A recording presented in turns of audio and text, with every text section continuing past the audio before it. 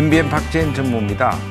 추석 직전 지난 9월 21일 정부에서 주택 공급 확대 대책을 발표를 했습니다. 오늘은 그 주택 공급 확대 대책의 효과에 대해서 한번 알아보도록 하겠습니다. 고종환 한국자산관리원장 나와 계십니다. 안녕하세요. 네, 안녕하십니까. 고종환입니다. 시장에서 이제 관심이 그 상기 신도시 후보지가 어디냐. 그래서 이제 분당보다 일산보다는 더 가까운 곳이 되지 않을까 그런 기대도 있고 그런데 좀 유력한 곳이 어디입니까? 좀 한번 찍어 주시죠. 네, 지금 뭐 무주택자나 실수요자의 관심은 이제 온통 이제 상기 신도시가 어디인가 여기에 지금 쏠려 있다고 볼 수 있죠. 왜냐하면 일기 신도시가 지난 89년에 나왔고요. 이때가 이제 분당, 일산, 평촌 등 5대 신도시였죠. 결과적으로 공급 확대 정책이 성공했죠. 200만 호 기억하시잖아요. 전문이. 두 번째는 지난 93년 또 노무현 정부 때 나온 것인데 이때가 이제 판교라든지 광교, 위례 신도시 이런 것들이 대표적이었어요. 물론 이제 김포 한강 신도시, 파주 운정 신도시도 포함이 됐었죠. 그런데 2기 신도시는 1기 신도시가 20km 이내인데 반해서 2기 신도시는 30km 이렇게 좀 원거리였어요. 그리고 절반의 성공에 그쳤죠. 지금도 뭐 파주나 김포 신도시는 미분양이 있을 정도니까 이걸 의식했기 때문이지 정부는 1기 신도시와 서울과의 그 사이에 100만 평 규모의 4개 내지 5군데를 얘기했거든요. 지도를 펴놓고 제가 살펴보지만 어디까지나 이거는 추정이죠. 보았더니 강남과 좀 가까운 곳에는 하남, 감북이나 감일지구를 꼽을 수가 있을 것 같아요. 두 번째는 광명시흥, 과거 보금자리 주택을 추진했다가 무산된 곳이 있거든요. 여기 이제 빈 땅이 많아요. 그리고 세 번째는 이제 강북 지역 쪽에는 삼성과 원흥지구, 그러니까 고양이죠. 여기가 이제 좀 해당이 되어서 그러니까 한 20km 이내이고 또 광역교통망이 수월한 곳 이런 것들이 제가 볼 때는 이곳에 만약에 저가의 양질의 주택이 대규모로 공급이 된다면 7년에서 10년 정도 걸리기는 합니다만 실수요자들의 관심은 매우 높을 것으로 이렇게 전망이 됩니다. 그 이제 그린벨트 해제 여부에 대해 관심이 많아요. 이번 뭐 발표에는 빠져 있었지만 어쨌든 그린벨트도 좀 해제가 되지 않겠느냐 그런 기대도 있고. 또 서울 도심권에서 서울시가 또 6만 2천 가구. 유휴 토지 개발하는. 그걸 한번 묶어서 볼게요. 우선은 서울시가 발빠르게 박원순 시장은 대응을 했어요.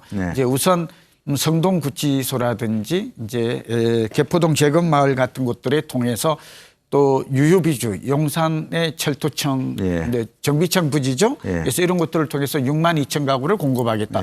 가장 효과가 높은 것은 역시 서울의 집값이 문제이고 서울 도심권의 수요가 많잖아요. 여기에 공급되는 게 가장 효과가 확실하죠. 그거는 공급이 된다는 점에서는 긍정적이고. 그러나 두 번째는 그린벨트는 박원순 시장이 반대했어요. 왜냐하면 이미 그린벨트가 많이 훼손이 됐거든요. 보금자리에다가 행복주택. 남아있는 게 몇 군데 안 됩니다. 한 5군데 강남에 세공, 내공, 뭐 우면동 일대 조금 남아있는 거거든요.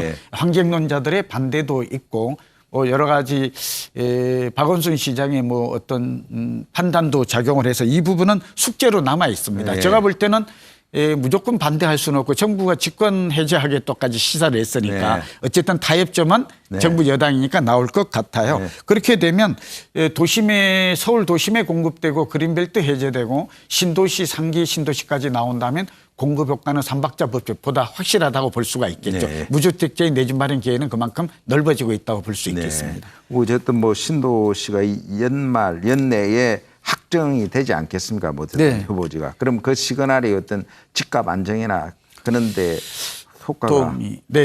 저는 뭐 상당히 도움이 될 걸로 보입니다. 다만 이것들이 계획대로 얼마나 시행이 착실하게 되느냐가 관건이 될 것이고요. 두 가지 문제가 있을 것 같아요.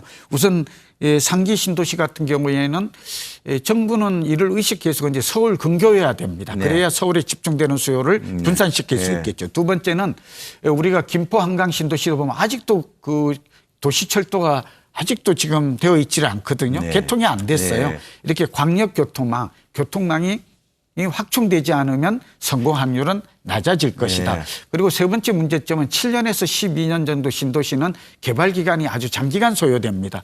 그 사이에 공백을 메울 수 있는 것은 도심에서 서울 도심에서 공급이 얼마나 빠르게 되느냐. 또 그린벨트 일부지만 해제되더라도 그렇게 공백을 메워주지 않으면 전세 가격이 공급이 부족한 시장에서 내리기 어렵고 또 전세가 오르면 매매도 좀 내리기 어려울 가능성이 있죠. 이런 점들은 정부가 고려해서 앞으로 신도시 개발에 나서야 될 걸로 보이고 경기도 집값만 떨어뜨린다 하는 것인데 지금 뭐 일부 과천이나 뭐 이런 지역 같은 경우에는 주민들이 반대를 합니다.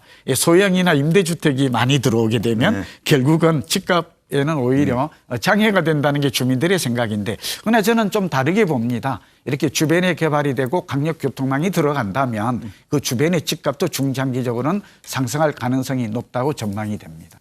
지금까지 좋은 말씀 감사합니다. 감사합니다.